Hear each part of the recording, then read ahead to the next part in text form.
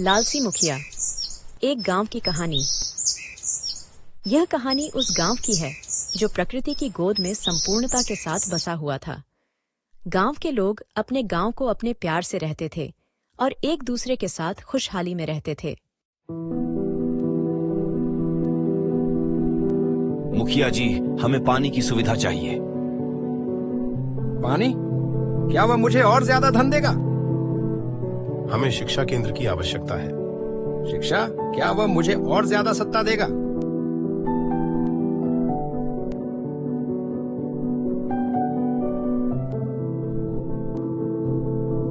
गांव वाले निराशा में चले जाते हैं जैसे ही रामनाथ अपने आप को हंसते हुए देखता है।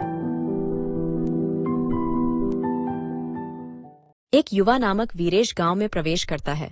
उसकी आंखों में दृढ़ता और आशा की भरी होती है। वह गांव के विकास के लिए रामनाथ से प्रस्ताव लेकर आता है। मुखिया जी, हमें गांव के विकास के लिए कुछ करना चाहिए। हम सब कुछ ठीक है, कोई और योजना बनाने की जरूरत नहीं है। वीरेश नहीं हारता है।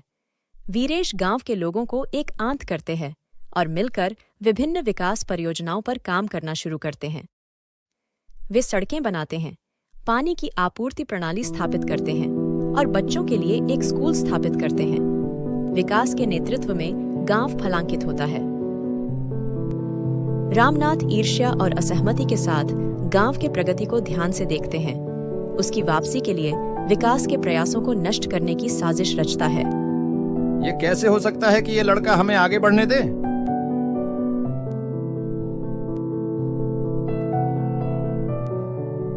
रामनाथ वीरेश के प्रतिष्ठान को क्षति पहुंचाने और गांव वालों को उसके खिलाफ उत्प्रेरित करने की योजना बनाता है।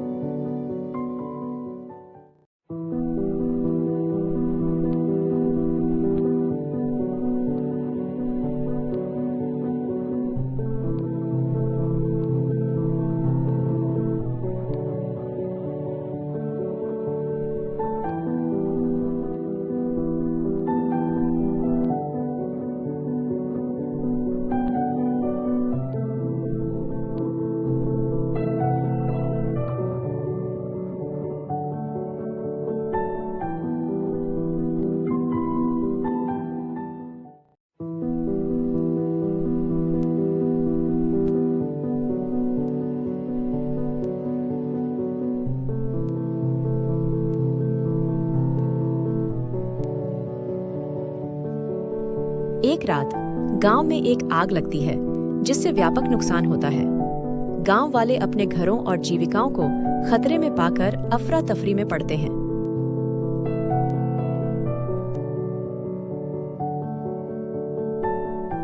हमारे साथ अब क्या होगा? हम सब कुछ खो देंगे।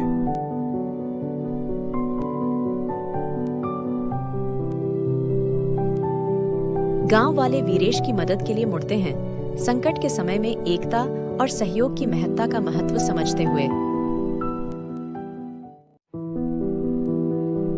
वीरेश गांव वालों को एकत्र करता है और उन्हें आग बुझाने और उनके घरों और जीवन को पुनर्निर्मित करने में सहायता करता है।